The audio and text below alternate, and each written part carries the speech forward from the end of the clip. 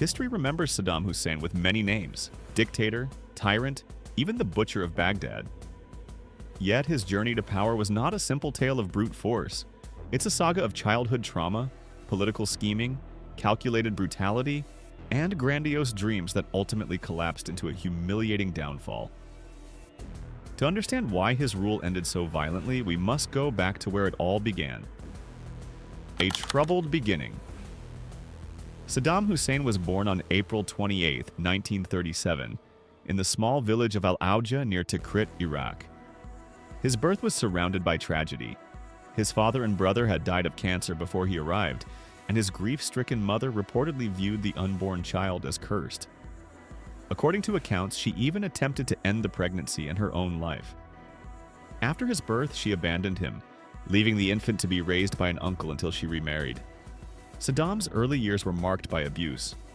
His stepfather beat him relentlessly, even using violence to wake the boy each morning. This brutal upbringing, combined with abandonment, may have helped shape the cruelty that defined Saddam's later life.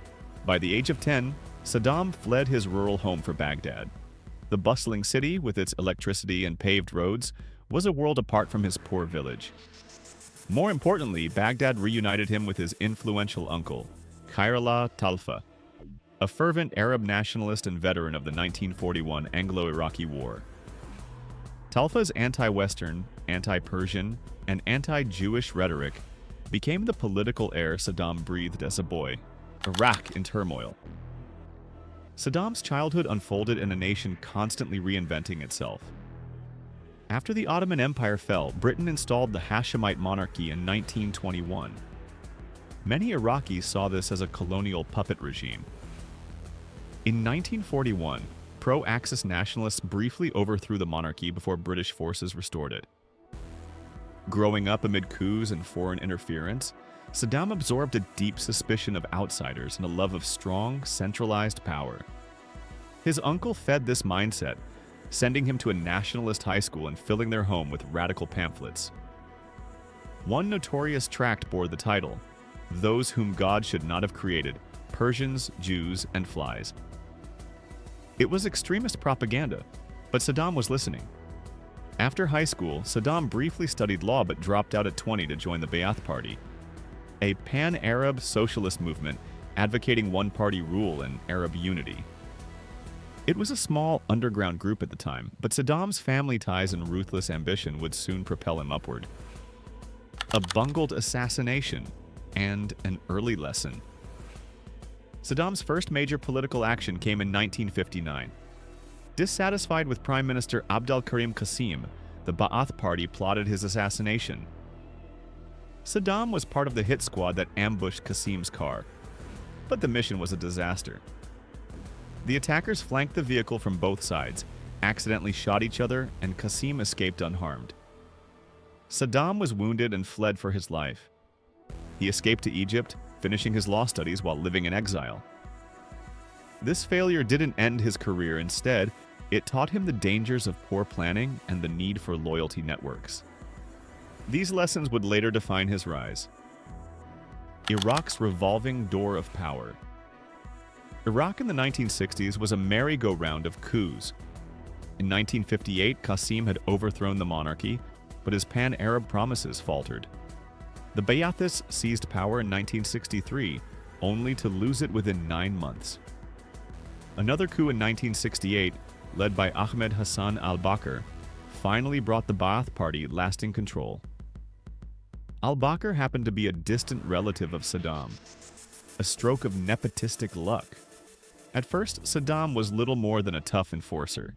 He had a reputation as a street thug, skilled in intimidation, but not yet a statesman. Al-Bakr, wary of more coups, made Saddam head of internal security. This was a turning point. Saddam became an expert in surveillance, torture, and purging rivals. He learned exactly how to build a state no one could challenge. Building fear and loyalty. Unlike some dictators who keep a dignified distance from brutality, Saddam reportedly relished it. He developed over 100 torture methods, from electrocution and burning to near drowning, and often oversaw interrogations personally. He filled Iraq's security services with poor, uneducated men from his own Tigriti tribe, rewarding them with money, cars, and prestige. To superiors, however, he played the role of polished, dependable deputy. His talent for both terror and charm paid off. Saddam became vice president, just one heartbeat away from supreme power. But he was patient. For years, he quietly built influence while whispering rumors about President al-Bakr's declining health. Finally, in July 1979, Saddam made his move. He entered al-Bakr's office with an ultimatum: resign for health reasons or suffer the consequences. Faced with the implicit threat, al-Bakr stepped aside.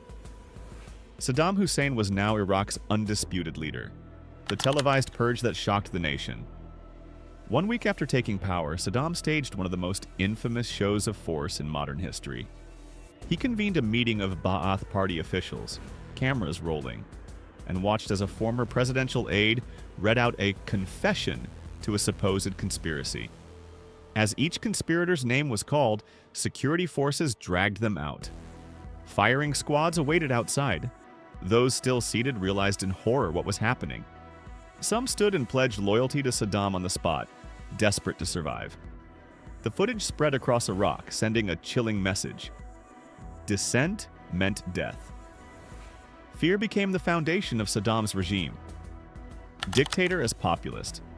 With power secured, Saddam used Iraq's oil wealth to buy both stability and adoration. He nationalized the oil industry, built schools, hospitals, and highways, and launched literacy campaigns. Many ordinary Iraqis saw real improvements in their quality of life, and so long as they stayed politically silent. Saddam mastered the dictator's vanity game. His portraits became mandatory in homes, schools, and cafes. Every birthday, the nation received a new statue of its leader. His name was stamped on airports, stadiums, and universities. He projected himself as a modernizer and father of the nation, but also as a man to fear. The Iran-Iraq War. After Iran's 1979 Islamic Revolution brought Ayatollah Khomeini to power, Saddam feared Shiite rebellion at home. In 1980, he invaded Iran, expecting an easy win. Instead, the war dragged on for 8 brutal years, killing hundreds of thousands and draining Iraq's economy.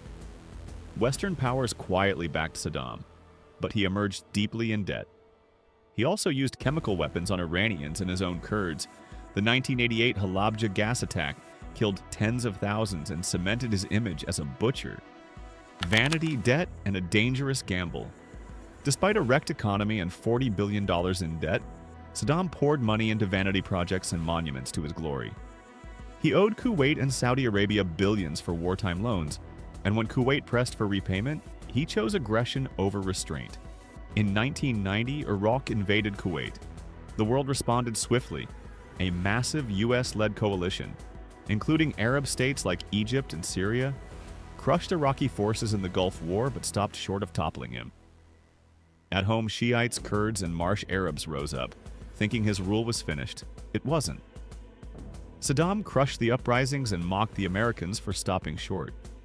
His propaganda claimed victory even as UN sanctions pushed ordinary Iraqis deeper into poverty. Cat and mouse with the world. Through the 1990s, Saddam played a dangerous game with UN weapons inspectors, blocking access, shifting materials, and allegedly bribing officials. Sanctions crippled Iraq's economy, but he refused to yield, ruling through fear by rewarding loyalists and crushing dissent. After September 11th, U.S. suspicion deepened. Though links to al-Qaeda were weak, intelligence claimed terrorists used Iraqi passports and that Saddam sought missile technology. Defectors warned of secret weapons programs. By 2003, Western patience, especially America's, had run out. The fall of the butcher. In March 2003, U.S. President George W. Bush announced the invasion of Iraq. American-led forces swept through the country in weeks. Iraqis toppled Saddam's statues, and his decades-long rule crumbled almost overnight. But the man himself vanished. For months, U.S. forces hunted him until finally, in December 2003, they found him hiding in a small underground bunker near his hometown of Tikrit, bearded, disheveled, and defeated. Saddam was tried by an Iraqi court for crimes against humanity, including the mass killings of his own people. He was sentenced to death and, in December 2006, hanged. In a final act of defiance, he refused a last meal and tried to deliver a final speech before the executioners cut him short. Legacy of fear and folly. Saddam Hussein's life was a paradox. A poor, abused boy who clawed his way to power, only to squander it through arrogance and brutality. He built schools and roads but gassed his own citizens.